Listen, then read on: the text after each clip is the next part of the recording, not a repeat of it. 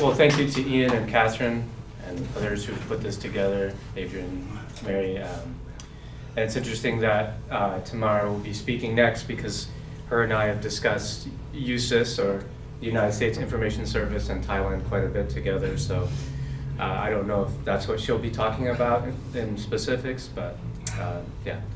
So on October 12th, 2019, while standing in front of a painting of King Vajiralongkorn, Army Chief General Apilat Gongsampong accused academics, students, and journalists of compromising the nation's security through terrorism and propaganda. Apilat described this as, quote, communist and extreme left academics who studied abroad. He then made a connection that harkened back to the Cold War, showing a picture of King Bhumibol Adulyadej fighting communists in Loi province in 1976. This image reinforced the idea that communism was the opposite of being Thai, as all who were loyal to the king could not be communists. Thai political leaders have a long history of promoting anti-communism. So this type of political tool is reminiscent of the Cold War, when the U.S. and Thai governments engaged in a nationwide promotion of anti-communism in Thailand. After 1950, the United States and pro-American right-wing governments in Southeast Asia worried about the spread of communism in the region, especially in Thailand. The communist movement in Thailand, led by the Communist Party of Thailand, was comparatively small in number and influence, unlike the Pathet Lao in Laos or the National Liberation Front in Vietnam. Though the CPT posed little threat, this did not stop US and Thai leaders from using violent force to suppress this group, along with those who opposed the military government, all in the name of protecting Thailand from communism. In addition, US and Thai policymakers disseminated anti-communist related ideas and promoted policies and programs specifically in trying to counter the perceived threat of communism and strengthen the state through things such as mass media, economic development and humanitarianism, cultural and student exchanges, government-to-people events, leadership education, and other people-to-people type contacts. I argue that what needs more examination is the US and Thai government's attention in spreading anti-communist ideas and projects through American public diplomacy and Thai public relations programs. This book is about US-Thai relations between 1957 and 1979, looking at the inner workings of the relationship when it came to public relations and some of the complications. Previous studies on the Cold War Thailand look at grassroots organizations, police forces, religion, tourism, and mass media from the Thai perspective.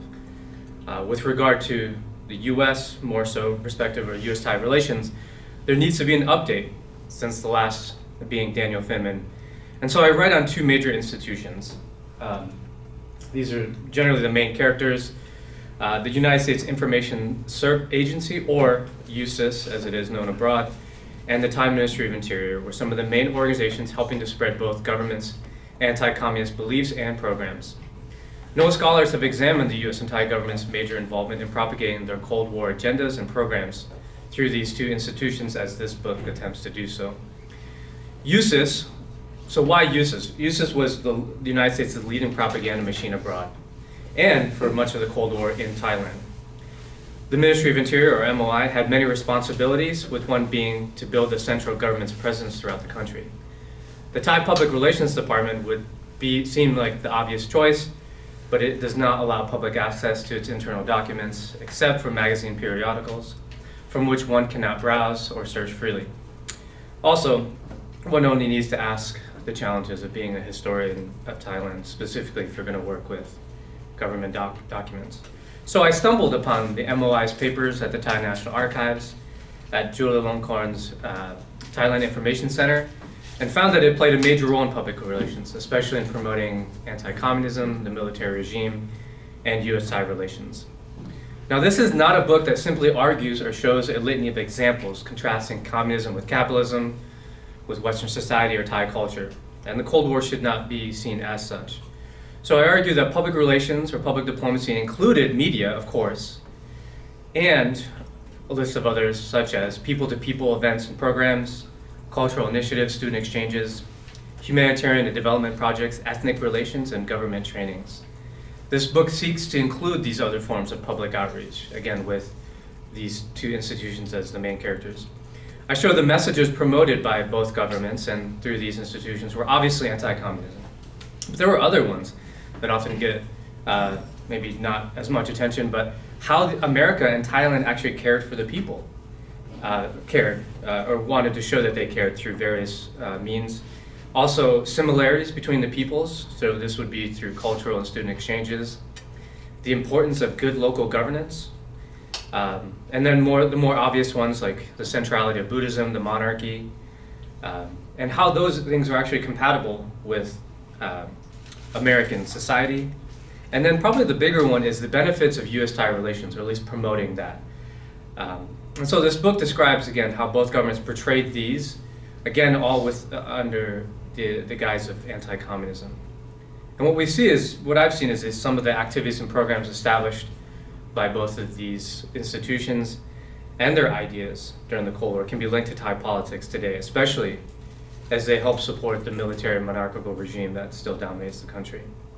So this book project is an assemblage of English and Thai language sources to try to show both perspectives and why and how both of these institutions oftentimes orchestrate together, but also independent of one another, public relations campaigns to counter communist influences and also to promote their policies. Now, if it ever makes it to public here, when you look at the citations, there won't be a 50-50 perfect split between US and Thai government sources. The former is in the majority. And so I attempt to pull in as much as possible.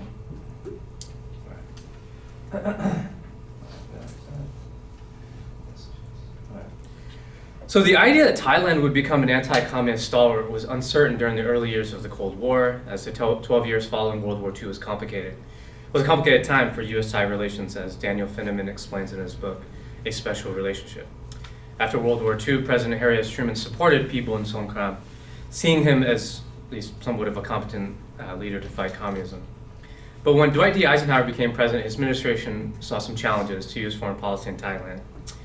The United States created SEATO, or the Southeast Asian Treaty Organization, as a military alliance with Thailand as a chartered member, and with the headquarters being in Bangkok.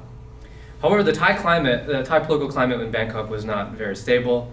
In the 1950s, we learned about General Suret Thanarat, Pao Sihanouk, Pibun, and even the members of the royal family vying for power. Pibun was a complicated figure. After repenting of his World War II stance, he sent a battalion to fight in the Korean War. He recognized Bao Dai's Vietnamese government and joined SEATO. But then he encountered some criticism from domestic rivals, as some wanted a more neutral foreign policy. So to appease the opposition, in August of 1955, he declared that Thailand would recognize Communist China as soon as it was admitted to the United Nations. According to Finneman, this was the beginning of a rocky phase between the two nations. The U.S. ambassador to Thailand, Max Bishop, at the time denounced Pibun for wanting to open relations with China. And then the prime minister lifted some of the bans on the freedom of speech and the press, leading to criticism of U.S. foreign policy. Though Pibun was not a communist, some saw his policies at least as a threat to not only to some ties to their political stances and power, but also the United States. But along with political instability in Bangkok, there was a growing concern among some of the Thai government, at least concerned about that there was little authority and presence in the countryside. Historian Thongchai Wonichakul said that for much of Thailand's or Siam's history, the kingdom concentrated its power at the center, or the palace, and then political control would diminish gradually as it got further from the center. So as a result, the border regions had little communication or connection with the central government, especially with some having more loyalty to their region, village, and really not understand the idea of the Thai nation. So this lack of social and political cohesion carried the potential to destabilize the country, especially as China and North Vietnam turned communist and Laos was involved in a civil war. Thai and U.S. leaders recognized the urgency to incorporate the rural populations, as there was the fear that these peoples would be susceptible to communist influences. So though both countries focused on building up Thailand's armed forces, giving economic aid, they also saw the importance of fostering loyalty and love for the nation. And so one of those ways is, as this book is that argues, is through public diplomacy or public relations. And so the leaders of both governments believed that it would be crucial for Thais to be more aware of their government's ability not only to protect them from communism, among other threats, but also pretty much how their governments cared for the people and would help them. So one often overlooked method that the United States employed during the Cold War was promoting anti-communism through information operations, or as it would later be termed, public diplomacy. According to historian Kenneth A. Osgood, the most important US propaganda activities of the Cold War actually took place on the other side of the Iron Curtain, in the so-called free world, with one of these being Thailand. And so this main organization is USIS, or USIA, created in 1953, with its main mission to counter communism by informing and influencing foreign peoples, promoting US interests, and supporting their allies. The very first USIS station would be established in 1954 in Thailand. And so again, Thailand is a good case study to see how much the United States was involved in internal affairs, especially in Thailand. And I know that's not very new, but again, through the idea of public relations. In addition, the other key organization in this book, as I mentioned, is the Ministry of Interior, one of the oldest and largest administrations in the Thai government, dating back to 1892. King Chulalongkorn founded it as a means of spreading and establishing Bangkok's political jurisdiction, managing local provinces, and gathering information. So Siamese kings attempted to reconfigure local political relationships, where now rural and ethnic populations were to have allegiance to Bangkok and appointed officials. By the Cold War, some of the MOI's main missions were to expand Bangkok's political reach, disseminate knowledge of the government, and promote anti-communist sentiment and programs in the country. So this would be through means of like public welfare projects, education, labor, rural and hill tribe development, and generally protecting the peace. Though not a very big character in the book, the communists, it'd be important at least to mention who they are.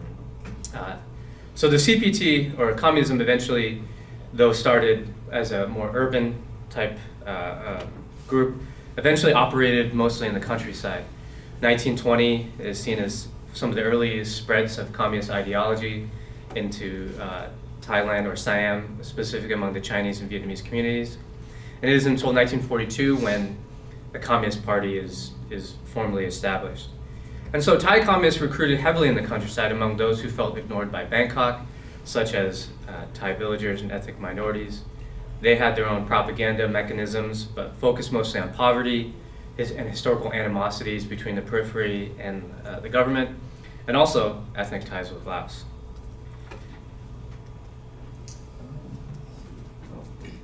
So a significant change in Thailand took place when Surit led a coup against people in 1957 that turned Thailand into a stronger anti-communist ally and facilitating the implementation of US foreign policy in the region and the consolidation of Thai army and palace power. Surit's rise helped symbolize Thailand in bringing the Thai army and monarchy into a strong alliance that would last until the present day, and also building a better partnership with the United States. One of the issues that brought these three parties together was the supposed menace of communism. US Ambassador Leonard S. Unger, who served in Laos previously, succinctly summarized the results of this new relationship. He said, quote, "We have in Thailand today some remarkable assets, material, political, and psychological, from a vast network of privileges, understandings, arrangements, and habits of cooperation," end quote. He would add that the US was able to do about 95% of what we considered militarily necessary in Thailand. And because of the security, because of the strength and support of the government and the monarchy. So obviously we know about coercive measures used by the Thai regime and US military and economic support. But again, there were other methods to their approaches. And so the task, one of the biggest tasks was, one, how do you promote this new relationship now between the US and Thailand? And also the idea of communism, and then others of like building the state. And so they, again, employed these two institutions. So one really important basic argument is the critical role of public relations in fighting communism. And again, with these two institutions as those characters. So much of the research, at least in the field of US public diplomacy, looks at it from a top-down approach. So how did USIA leaders manage America's image during crises and even in some instances in Europe? But I describe how they were implemented in country, and especially at the village level through this book project. And then with Thai Cold War studies, we have those who have written about, like the Border Patrol Police or the Sangha or other grassroots groups. And so, I mean, it might be a simplistic argument, but these two groups are either missing or needed to be added to the literature. And so this book seeks to speak to the U.S. foreign relations community generally, and then the Thai Cold War studies communities.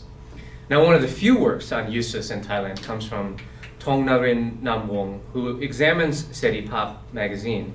It's the USIS's Thai language magazine, so it's all written in Thai, and he examines the part that it played in propagating anti-communism and the monarchy.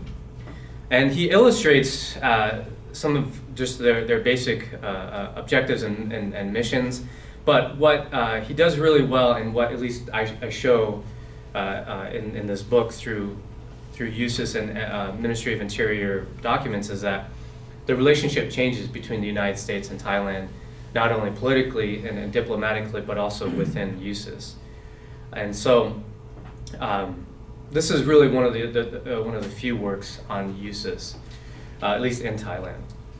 So though USIS was an American-created and led organization, what a lot of people don't know is that most of the writers, translators, journalists, agency liaisons on staff were native Thais.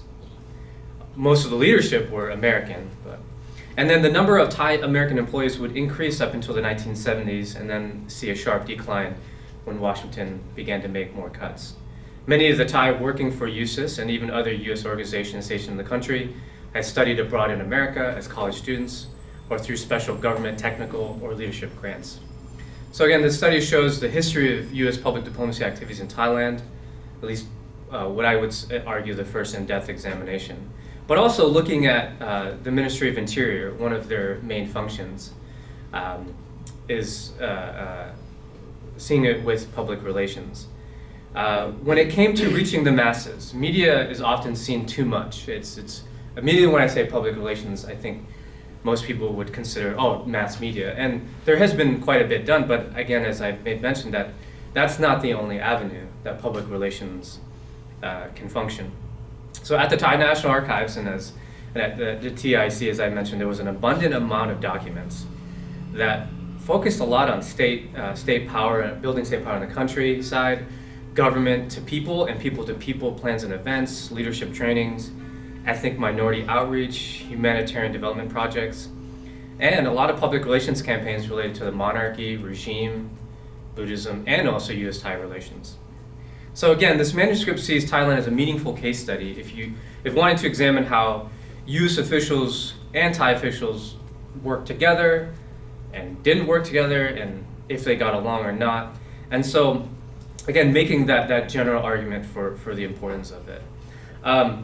Other arguments I make, and I'm not going to touch on these three because I think these are a little bit more obvious, though in the book I do talk about how USIS and MOI strategize and are very specific about these things. And I think part of the reason why I don't want to talk too much about it is because I've received feedback that we've kind of already know a lot about this. But I will say that what is really good about looking at USIS and Ministry of Interior documents is that you see conversations and you see some rationale of why, and sometimes it's really basic as the monarchy is popular, let's just go with it, even though apparently monarchies aren't, at least historically, aren't seen as synonymous with democracy. And though the monarchy and even Buddhism doesn't play into a lot of the initial missions of USIS, a lot of them on the ground, a lot of the officials are saying this is going to work, so we have to go with it. And I mentioned this later, that when Richard Nixon becomes president, a lot changes in Southeast Asia, but one of those things is USIS's funding is cut, and one of the biggest reasons Nixon and Kissinger say is we shouldn't be promoting the monarchy. This is a waste of time, which is, I scratched my head when I read that just because of at least what others had said previous and what they thought. So I don't want to spend too much time on that, and I can obviously answer questions later, but But looking at other stuff that often maybe isn't as apparent, but youth. I know Surit had a really good youth program, but I was surprised at how much USIS and the Ministry of Interior focused on stuff like, not just like the, I'm forgetting the name all the time, but Boy Scouts, interestingly. That program, because I know there are other youth programs with like Village Scouts and others, and I'm like I'm missing the name off the top of my head, but USIS gave a lot of grants to not only to college students and leadership trainings, but also in helping youth programs, including the Boy Scouts, which is very interesting, and I can speak on more of that later, but didn't want to spend too much. But what I wanted to look at is the publicity, but also the assistance in humanitarian aid and development projects, which both USIS and MOI did. So, like many other U.S. and Thai organizations, they helped build hospitals, dams, schools, provided healthcare and agricultural aid. And so this manuscript shows that these institutions and news agencies felt it was important to highlight this. Surit initially is very reluctant to work with USIS, but he says, if there's anything you can help us with, people need to know about what we're doing for them. He's like, we have too much military and economic aid, which I thought, again, was a surprise thing that he would say. But and so the U.S. and Thai militaries would work with USIS and other Thai institutions to improve their reputation through like civic action programs. And so in Udon, Ubon, Nakhon Phanom, Korat, and Utapao, there are civil action officers and also working with Thai locals to improve and to showcase a lot of these projects. So here's a statistic. One U.S. general said that American and Thai mobile units visited 850 isolated villages, medically treated 119,000 people, built 216 kilometers of roads, showed 611 movies with 463,000 in attendance, and distributed 67,000 USIS rural information packets. The Royal Thai Army would have similar statistics. And so one Thai newspaper article said, quote, "Mobile units are an important strength in combating communists and reaching the hearts and minds of the people in the Northeast." The writer then added that they had brought much benefit in also helping curing diseases. And so USIS did a really good job of building relationships with the media and often for giving these itineraries out of where projects would be, not only humanitarian, but also where U.S. anti-military would be. The other big one is cultural and student exchanges. I'm sure that's how some of your professors came in contact with Thailand for the first time, or through the Peace Corps or through other means. But Eugene Ford writes about the United States and their use of Buddhism, especially as a bridge between Americans and Thais. And though I do bring up Buddhism, that's not a big thing I focus on in the book. But there were a lot of other projects like language, study abroad, development trainings, also leadership trainings that went beyond just students, mobile libraries, but also brick and mortars, expos, to name a few. Thai leaders like Surit and King Bhumibol declared regularly that they would bring modernization and prosperity to the country. And though the United States did provide a lot of that aid, USIS and the Ministry of Interior in different ways helped promote this and bring it, have it to be more apparent amongst the Thai people. Also, education.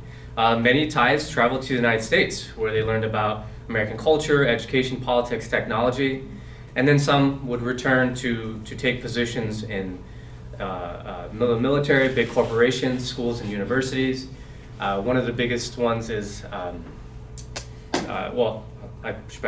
Binational Center was a USIS creation, and they worked with some Thai alumni, or Thais who had gone, studied abroad, and came back, and a lot of them had been members of the board, these Thai, former Thai students. And so building a lot of connections there. And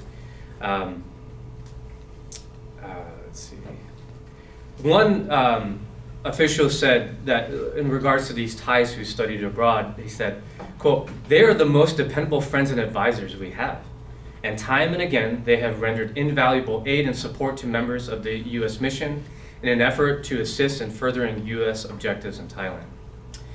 But also you have, as I mentioned, leadership type grants. There's one governor of Sakhon who went and studied abroad on a political government type grant where he would go to several universities to learn public administration.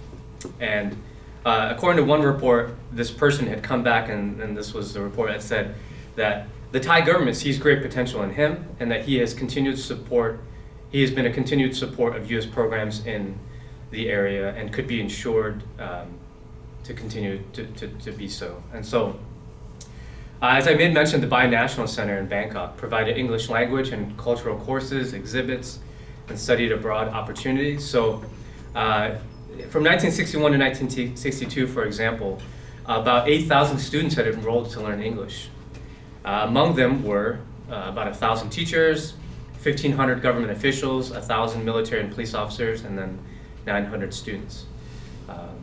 By 1967, there were 6,000 Thais that had studied English and that apparently had graduated from these English programs and were in many different government capacities. However, I'll make mention of this later, there was a downside to a lot of this contact. Thais had increased exposure now to liberalism through study abroad or at the Binational Center or informal relationships. And so even as USIS and the MOI would publicize these projects, like about economic development, for example, the real goal wasn't so much to teach about capitalism, but to create a good image of the US and Thai governments. And so, but also in other instances, when you think about liberalism, the lack thereof, okay, so Thai students would see these discrepancies or these contradictions. And I talk about later in my book, especially in 73 and 76, about, again, not USIS being the only influence or America being the only influence to these revolutions, but at least having some kind of impact. And so it was almost the opposite of what USIS and MOI were trying to do. Instead of trying to build stability and turn people towards the government, it seemed like indirectly these students had learned about things that, seen some of, again, the contradictions. And so, yeah, a very interesting twist of events.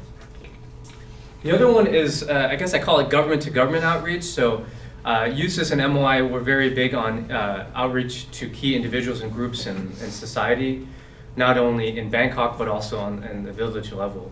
And so I mentioned this earlier, that in the early years of the Cold War, the Thai government had little ability to project its political authority, and a lot of it's because of the lack of technological infrastructure, but also and other means. And so to expand that, Bangkok sought to improve provincial administration and the training of its local leaders.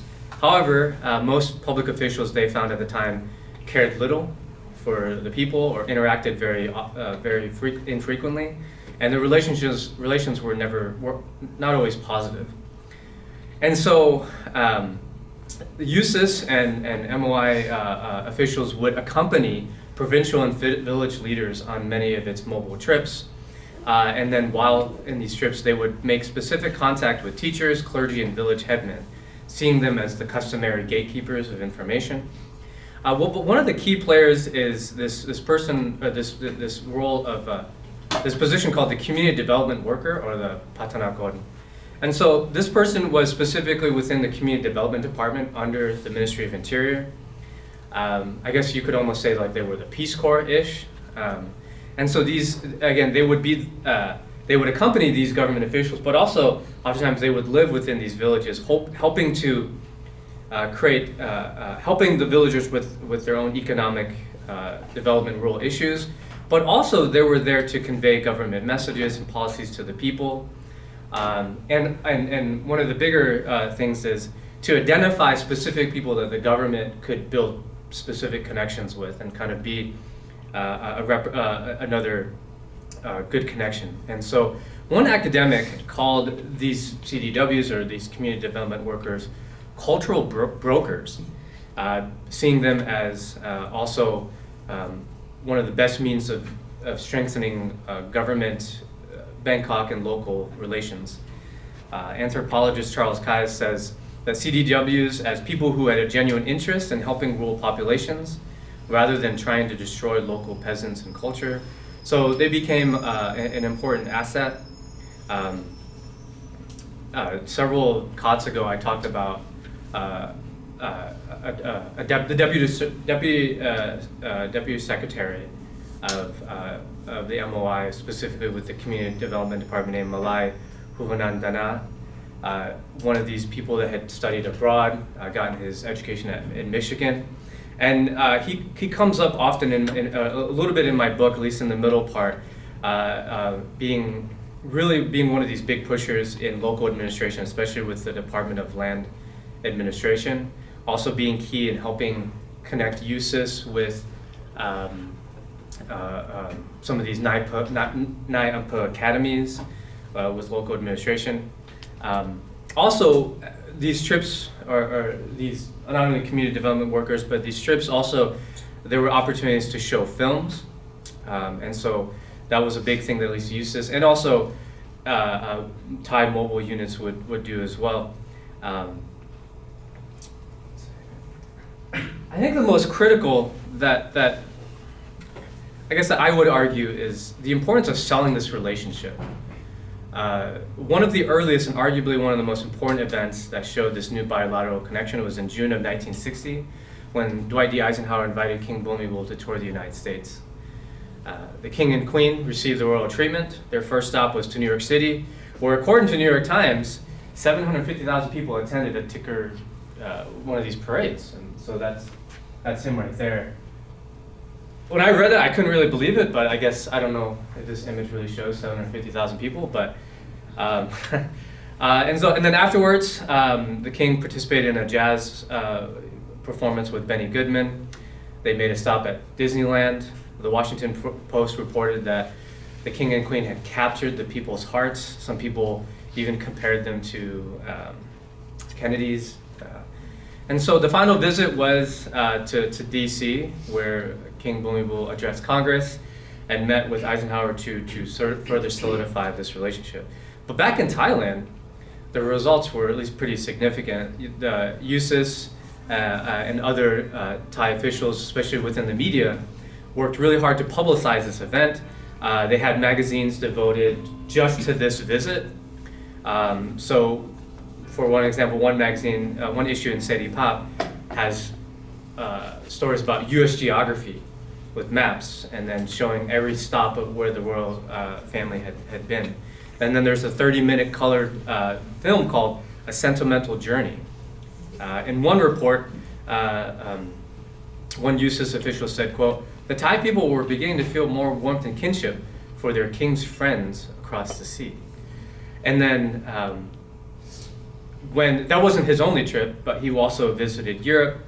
And apparently, while in Europe, the king received anti-American sentiments, but also, according to reports, he defended the United States. And so, I think oftentimes this promotion of this relationship, I'm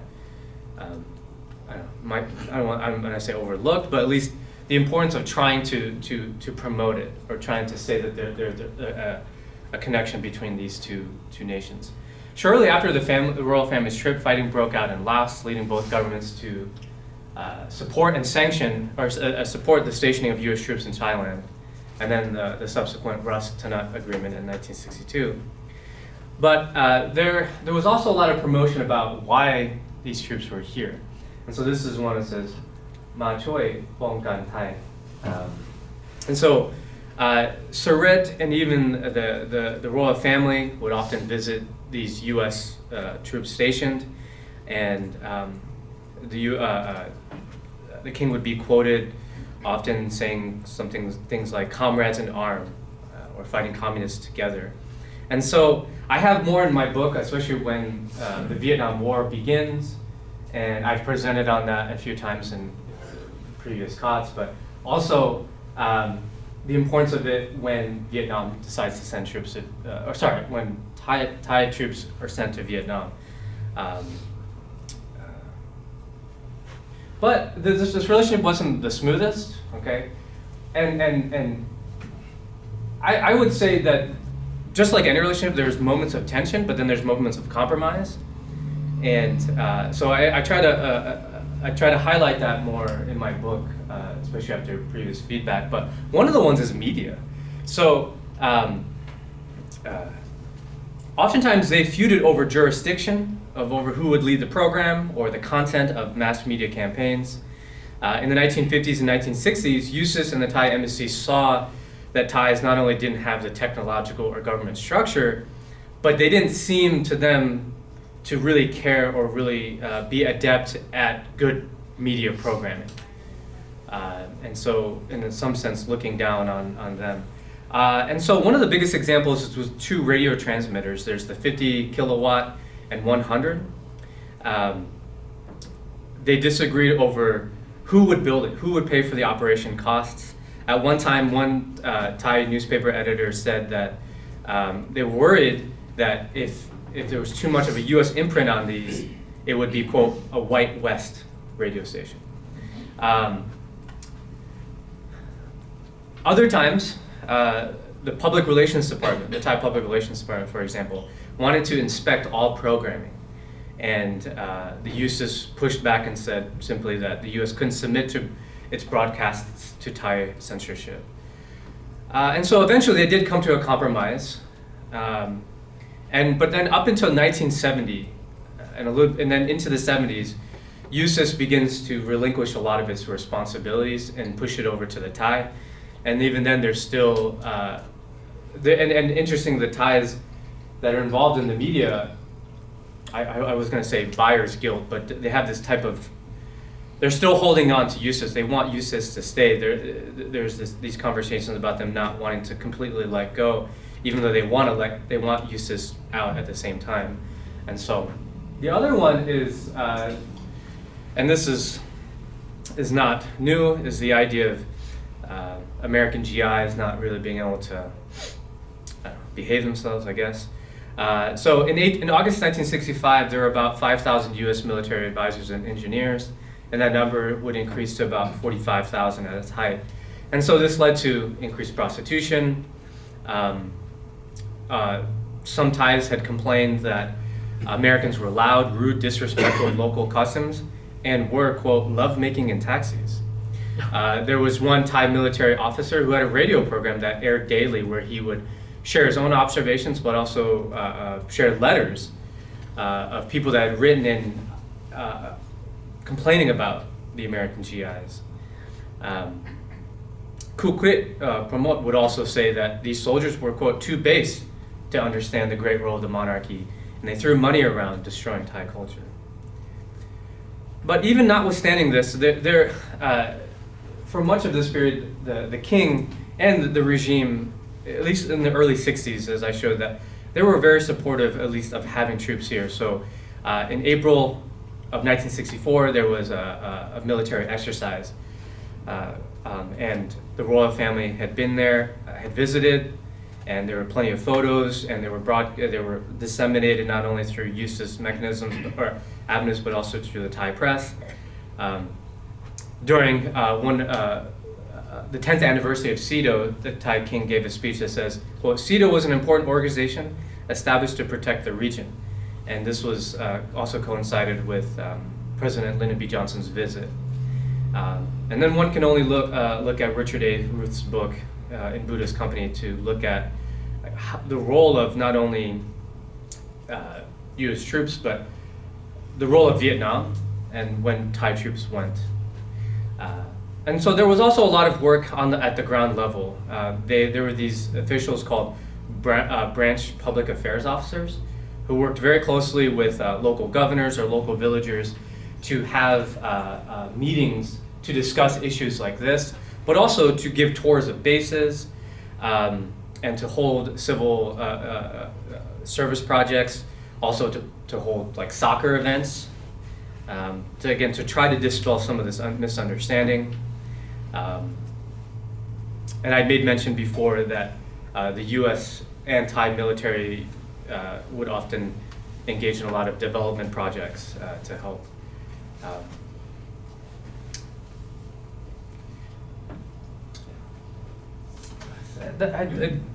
I guess I don't know. One of the other things that I'm deciding if I want to share, but I guess I will anyways.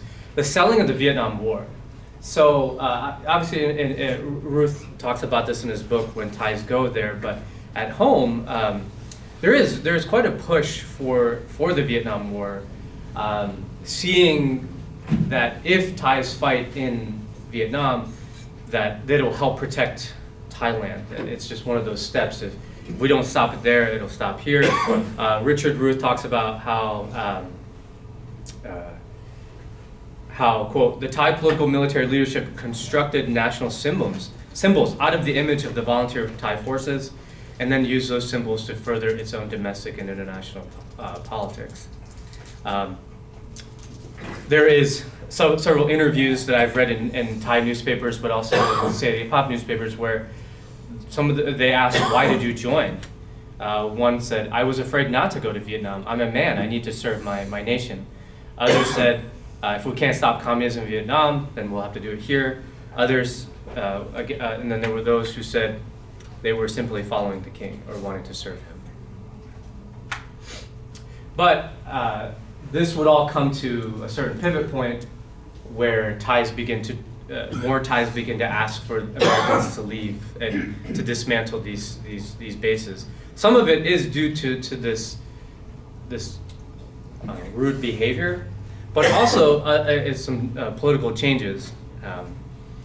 Richard Nixon, when he becomes president, begins to slowly withdraw from the area, and so U.S. Thai politicians are trying to figure out, well, what do we do now? And so there are instances where some reach out to China and even Vietnam to try to figure out do damage control. And so this becomes a source of tension. The other one is liberalism and democracy, as I made mention. So it's not very new that the military regime disliked liberalism. They did promote their own form, though, purporting to have their own democracy or their own Thai form. And so USIS especially, I mean, their mission is to promote the United States and what it believes, but one USIS official explained how the mission dealt with this contradiction. And he said, quote, we had to use some tact because the government had the Thai government had suspended elections and other democratic type activities. So USIS has these things called country plans. It's essentially the plan for the whole year, and it said nothing about spreading democracy. It would say maybe that we could talk about liberalism maybe through some of these binational centers or these education forums, but the USIS couldn't come out formally and demand or at least push and help pressure. And so USIS just went along with it. They understood that the only way that they could fulfill their mission, but also fulfill the mission of fighting communism, is they had to work with not only Soviet but future regime leaders. And so U.S. policy, again, this is not U.S. policymakers ignored willfully, but what's interesting is USIS, who is supposed to promote ideas, is willfully ignoring. And that's not to say that there are magazine articles like this one that talk about the Supreme Court system, but it's never very, they're very calculated in what they say and write so as not to.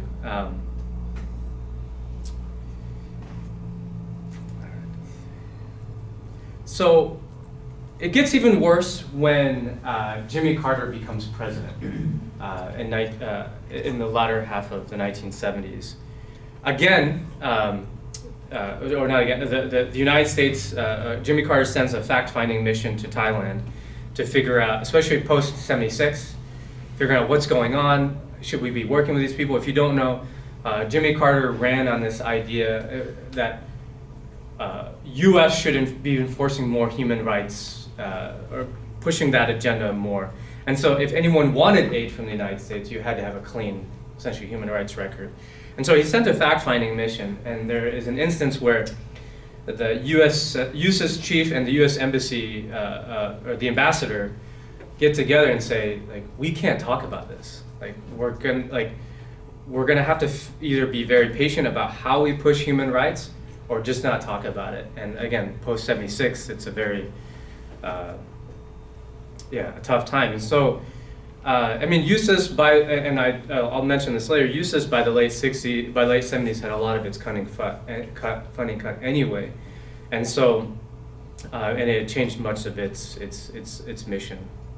And so I guess that's a perfect segue to this, the evolution of it. In 1950, from about 1957 to 1970, USIS controls much of, or is at least in charge of a lot of public relations when it comes to these things of like anti-communism, promoting U.S.-Thai benefits, the benefits of that relationship, or humanitarian development. But then when Richard Nixon comes in and he begins again to withdraw more U.S. presence, USIS has its funding cut. And I talk about it in my book where USIS officials are very upset. Not only they're very upset because they think they're actually making an impact, but they're also very worried about their Thai employees. As I mentioned earlier, the majority of the Thai employees of USIS were Thai. And so, but USIS wins or loses the battle. And so there is this slow transition that I discuss in the other part of my book of how USIS begins to let go of a lot of these responsibilities, and how both sides negotiate, maybe you should stay a little longer, we don't know if and so, and then pretty much during the Carter administration, I introduced a lot of other Thai actors, especially intellectuals, who are very important in promoting anti-communism and also the monarchy after that, and then also what the MOI does. And so this is part of the other relationship or the argument that I make. And so in conclusion, the part played by USIS and MOI in both governments' efforts to stymie communism through public relations should be given more consideration. Scholars have argued that yes, the CPT posed little general threat to the country and to the military monarchy's political control due to its cultural, religious, and linguistical cohesion of the Thai people. But if communists would not have been able to take over the whole country, it is important to see how the U.S. and Thai governments still viewed them as dangerous.